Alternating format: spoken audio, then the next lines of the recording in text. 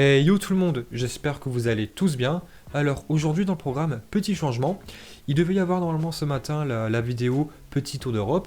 Et cet après-midi une vidéo entièrement dédiée au Barça. Mais il y a eu un petit changement. Je commence à être malade, hein, je suis très fatigué.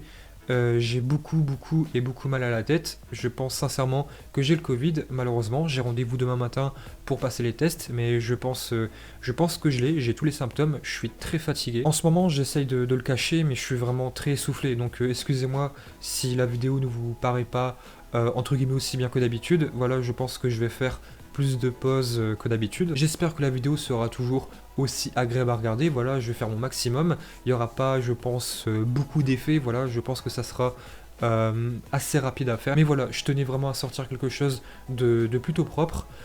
Et bien sûr, avant d'aller plus loin, intro. Yo tout le monde, entends mon Barça. Barbeau président.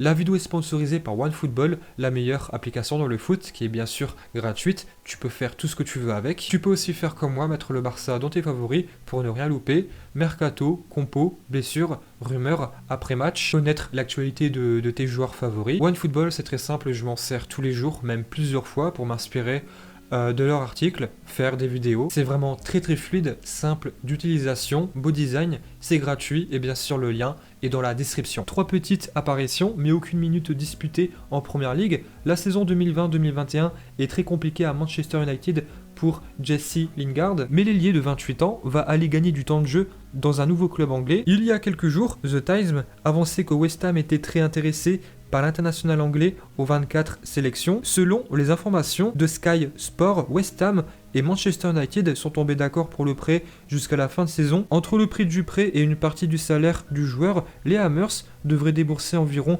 3 millions de livres, soit 3,4 millions d'euros. Sous les ordres de David Moyes, tentera donc de rebondir pour revenir sur le devant de la scène. Et United qui a perdu 2 buts à 1 contre Sheffield. Et je suis un petit peu dégoûté, là t'as City qui survole un petit peu le championnat, qui fait que gagner. City qui reste sur 11 victoires d'affilée, c'est assez impressionnant. Je vous rappelle que on est dans le championnat anglais, un championnat très dur, voilà, tous les week-ends c'est la guerre. Honnêtement, c'est pas mon championnat préféré, voilà, moi je suis quasiment que le championnat espagnol pour le Barça, mais c'est sûrement le plus dur à gagner. En Angleterre, tous les week-ends et même la semaine, c'est la guerre, et tu as enfin Liverpool qui a gagné une bataille. Liverpool a enfin gagné, première victoire en 2021, ils ont gagné 3 buts à 1 contre Tottenham. Donc oui, je sais très bien, il y a des blessures, comme par exemple Van Dijk. Dès qu'il s'est blessé, j'ai vu beaucoup de commentaires, que ça soit sur Facebook, YouTube, disant que oui, Van Dijk est surcoté, que depuis qu'il a failli avoir son ballon d'or, il a pris le melon. Mais qui es-tu, honnêtement, pour dire ça? Mais de quelle planète es-tu? Pourtant, Liverpool a la meilleure attaque du championnat, 20 matchs pour 40 buts. City, eux, c'est 36. Mais par contre, ils se prennent beaucoup moins de buts. Liverpool 23, City seulement 13. Et Klopp, attention à toi, t'as Jesse Lingard qui va arriver. West Ham est juste derrière. Après, honnêtement, je trouve qu'on parle pas assez de Leicester. Ils sont 3e du championnat, donc je pense qu'ils ont gagné le championnat en 2016. Un exploit incroyable. Ils sont passés de 2e division à champion d'Angleterre. Maintenant, c'est une équipe régulier. Et honnêtement, en France, on n'est pas prêt de voir ça. Bon, parlons peu, parlons bien. Donc demain, je serai pas disponible pour sortir une vidéo. Voilà, je vais faire mon test demain. Je vous tiendrai au courant sur Instagram si je l'ai chopé ou pas. Mais honnêtement, si je l'ai pas, c'est un miracle. J'ai tous les symptômes, hein, je vous tiens quand même au courant. Donc, on va parler bien sûr du Barça, faire un petit avant-match. Le Barça qui retrouve la Liga à domicile. La dernière fois que le Barça joue à domicile, c'était en fin 2020, voilà, ça sera la première fois en 2021 que Barcelone retrouvera son terrain. Et dimanche, le match sera contre Bilbao, et le petit monsieur derrière moi, hein, le petit monsieur Léo Messi, prendra sa revanche. Car oui, c'est un dossier qui a vraiment beaucoup fait parler, Messi qui se prend son premier carton rouge à Barcelone, alors qu'il a joué 6000 matchs. Ah Léo, c'est pas de la boxe. Donc on ne sait pas encore si Sergio Roberto et Sergino Dest seront dans le groupe, s'ils ont reçu le feu vert. Et honnêtement, j'espère qu'il y aura au moins un des deux joueurs, parce que Mingueza, en tant que latéral droit, voilà, c'est gentil. Il est mignon, hein, il est très mignon. Mais c'est pas suffisant en tant que... Dans sa partie défensive, ça va, il va savoir plutôt bien gérer, mais tout ce qui est apport offensif comparé à Dest, voilà, c'est le jour et la nuit.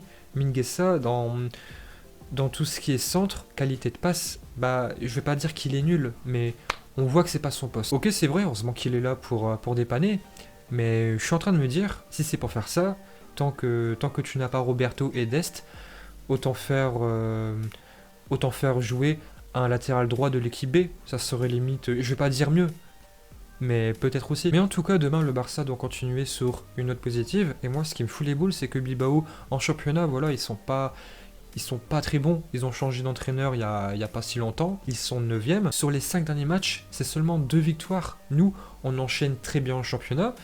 Et il y a quelque chose que Bilbao a beaucoup plus que nous, c'est peut-être l'esprit collectif, la hargne. On l'a vu en finale il y a environ 10 jours. Je pense que Bilbao est une équipe plus soudée, ils ont plus la hargne comparé à nous. Mais demain, ça sera un match de Liga à domicile, donc j'espère voir une victoire convaincante pour pas changer. Une équipe qui monte, qui descend, qui monte et qui descend. Voilà, le Barça niveau confiance, c'est pas trop le top. Et au dernier match, on a encore vu un Barça qui se fait surprendre.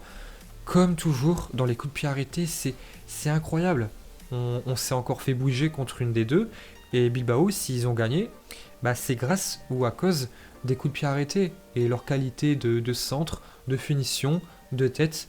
Sur les coups de pied arrêtés, voilà, c'est incroyable. On se fait toujours prendre en gangbang de tous les côtés. En plus, il y a quelques jours, face au Rayo, tu as été obligé de faire entrer Dembélé, Pedri, etc. pour enfin faire la différence. Jordi Alba, il a tout changé, mais comme j'ai dit, je vais pas revenir plusieurs fois sur ça, mais c'est pas normal de savoir faire la différence en seconde mi-temps, en deuxième partie de seconde mi-temps, pour bouger une équipe de D2. Donc dimanche en défense, je fais jouer Araujo plus Umtiti, parce que moi, je commence déjà à me projeter sur le match du PSG, et moi, ma charnière centrale, je l'ai dit hier, je pense, je veux que la charnière centrale soit le duo Umtiti, Araujo. Umtiti dimanche, je lui donne de la confiance, je lui accorde du temps, l'anglais.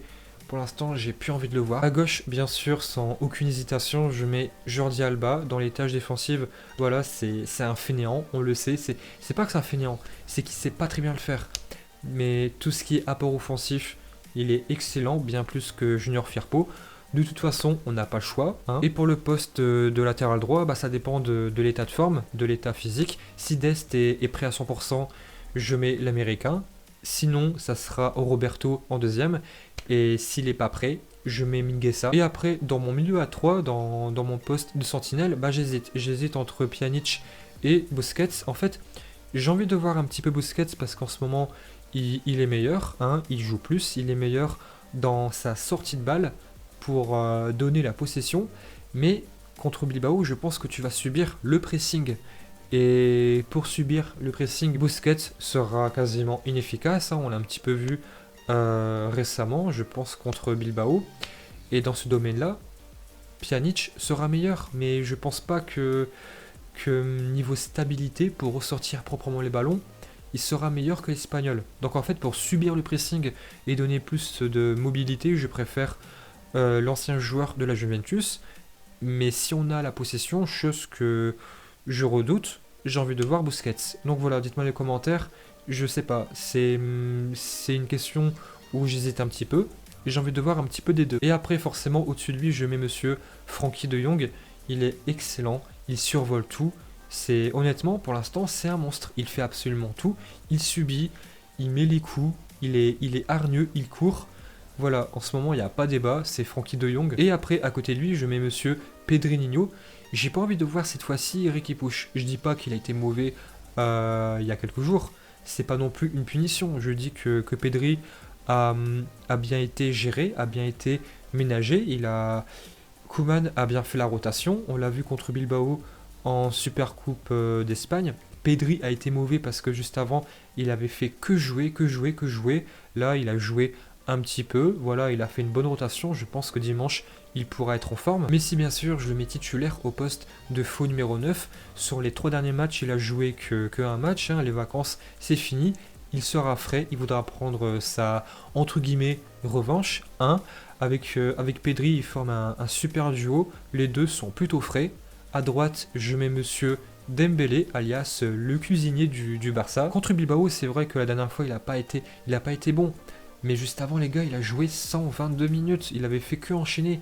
Il a fait que jouer. Il a joué les prolongations. Il avait tout le temps joué. Donc c'est normal qu'au match juste avant contre Bilbao, il avait été mauvais. Là, au match précédent contre le Rayo, il est rentré vers la 60e minute de jeu. Voilà, il est plutôt frais. Là, je le mets titulaire, indiscutable. Et au poste de ailier gauche, pardon, hein, je suis un petit peu essoufflé. Bah en fait, j'ai pas envie de voir cette fois-ci Griezmann parce que, ok, en ce moment, il joue bien. Il enchaîne très bien les matchs au poste d'ailier gauche, mais il a beaucoup joué récemment. Il faut aussi qu'il se repose. Il a été très bon il y a pas si longtemps dans les derniers matchs. Mais là, cette fois-ci, j'ai envie de tester des choses. J'ai envie de mettre Conrad de la Fuente. On l'a vu contre la D3. Il est très rapide, il a une bonne technique de balle, il peut faire vraiment la différence. Et ça pourrait aussi faire du bien de combiner les deux flèches, Dembélé à droite et Conrad de la Fuente. Il est très rapide, il a la niaque, c'est très important. En plus, Bilbao le connaît pas trop, je pense. Hein, ils savent même pas s'il est gaucher, droitier, de quel côté il va partir. Voilà, je pense que ça pourrait être vraiment une bonne solution. Tu auras plus de profondeur. Hein, Ansu Fati reviendra seulement dans un mois et demi. Et après, bien sûr, s'il ne s'en sort pas, tu pourras faire rentrer Griezmann en seconde mi-temps, voire peut-être même un petit peu avant si vraiment c'est la catastrophe. Mais voilà, moi j'ai envie de faire jouer Conrad de la Fuente pourquoi pas en première mi-temps, voire faire jouer Griezmann en première mi-temps et profiter de la fraîcheur de Conrad en deuxième mi-temps. Et voilà, j'ai envie de voir les deux un petit peu. Et voilà, dites-moi dans les commentaires si c'est une composition qui vous plaît. Et voilà. Donc, encore une fois, je suis désolé si la vidéo ne vous paraît pas aussi bien que d'habitude, mais voilà, je suis assez faible en ce moment, depuis aujourd'hui, depuis ce matin, je suis assez essoufflé, j'espère que ça s'est pas trop vu. Et puis voilà, nous, on se dit à dimanche pour les débriefs, et sur ce, yo tout le monde.